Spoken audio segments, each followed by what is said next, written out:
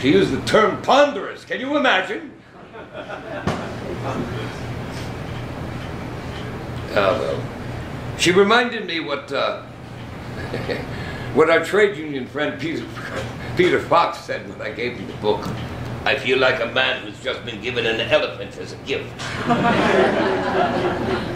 Well, Jenny said, it is an elephant. But I tried to tell her, it isn't the Communist Manifesto, which was intended for the general public. It's an analysis. And she said, well, let it be an analysis, but let it cry out like the manifesto. A specter is haunting Europe. The specter of communism. Yes, she said, that excites the reader. The specter is haunting Europe. And then she read me the first few words, lines, in Das Kapital, just to annoy me, I'm sure. The wealth of those societies in which the capitalist mode of production prevails presents itself as an immense accumulation of commodities. She said that would put your readers to sleep. I ask you, was that boring? Well, maybe it was a little boring. I admitted that to Jenny. And you know what she said? There's no such thing as a little boring. Well, don't misunderstand. She did see Das Kapital as a profound analysis. It showed how the capitalist system must, at a certain stage in history, come into being and bring about a colossal growth of the productive forces, an unprecedented increase in the wealth of the world, and then how it must, by its own nature, distribute that wealth in such a way as to destroy the humanity of both laborer and capitalists, and how it must, by its nature, create its own grave diggers and give way to a more human system. Yes, well, Jenny would always say to me, now, are we reaching the people we want to reach? One day she said, do you know why the censorship allowed this to be published? They don't understand it and they assume no one else will. I reminded her that Das Kapital was receiving very favorable reviews, and she reminded me that those reviews were being written by Engels. Well, I told her that perhaps she was being critical of my work because she wasn't happy with me. Oh, you men, she said. You cannot believe that your work deserves criticism, and you always attribute it to something personal. Yes, more. My personal feelings are in there. But this is separate. Yes, her personal feelings. Jenny was having a terrible time.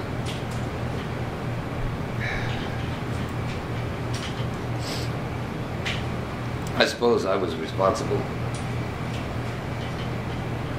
But I didn't know how to ease her anguish. You have to understand, when Jenny and I fell in love, I was 17, she was 19. Oh, she looked marvelous. Auburn hair, dark eyes. Well, for some reason, her family took a liking to me. They were aristocrats. Aristocrats are always impressed with intellectuals.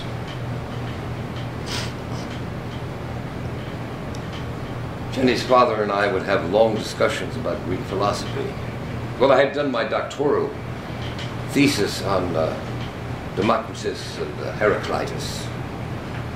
I was beginning to realize that up to now, philosophers had only interpreted the world, and the point was to change it.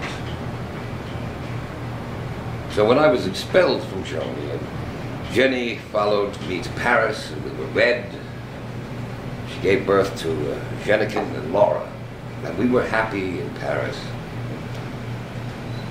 living on nothing. meeting our friends in cafes. They too living on nothing. What a bunch we were. Bakunin, the huge, shaggy anarchists. Engels, the handsome atheist. Heine, the saintly poet. Oh, and Steiner, the total misfit. And then there was Proudhon, who said, property is theft, but wanted some. Now, being poor in Paris is one thing, and being poor in London is another.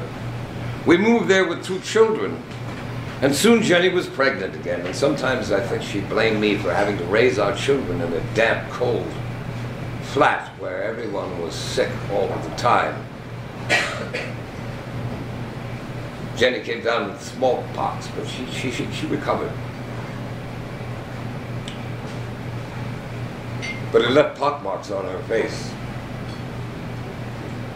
I tried to tell her she was still beautiful, but it didn't help. I wish you could know Jenny. What she did for me cannot be calculated. And she accepted the fact that I could not, like other men, apply for a job. Well, I did once. I applied for the railway for a position as a clerk. Let me read you their response. Dr. Marx, we are honored with your request for a position here.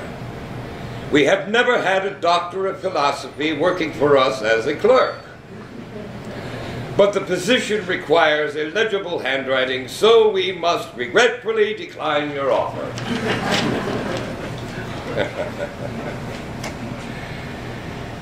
But Jenny believed in my ideas. But she became impatient with what she considered the pretensions of high-level scholarship. Come down to earth, Herr Doctor, she would say. Yes. Well, she wanted me to describe the theory of surplus value so ordinary workers could understand it.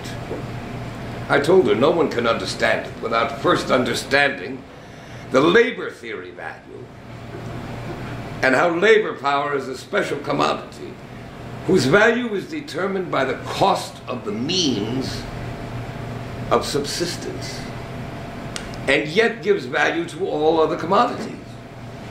A value which always exceeds the value of labor power. She would shake her head. No, not good enough. All you have to say is this. Your employer pays you the barest amount of wages, just enough to survive and work. But out of your labor, he makes far more than what he pays you, and therefore he gets richer and richer, and you stay poor. All right, let us say that only 100 people in world history have ever understood my theory of surplus value, but it is still true. Not long ago, I was reading the reports of the United States Department of Labor, and there you have it. Your workers are making more and more products and getting less and less in salary. And what is the result? Just as I had predicted. Now the richest 1% of the American population owns 40% of the nation's wealth. And this in the great model of world capitalism. The nation that not only robbed its own people, but sucked in the wealth of the rest of the world. But Jenny was always trying to simplify ideas that were by their nature complex. She accused me of being a scholar first and a revolutionary second. She said, forget your intellectual readers, address the workers. She called me arrogant and intolerant. Why do you attack other revolutionaries more vehemently than you attack the bourgeoisie? But Proudhon, for instance, the man did not understand that we must applaud capitalism for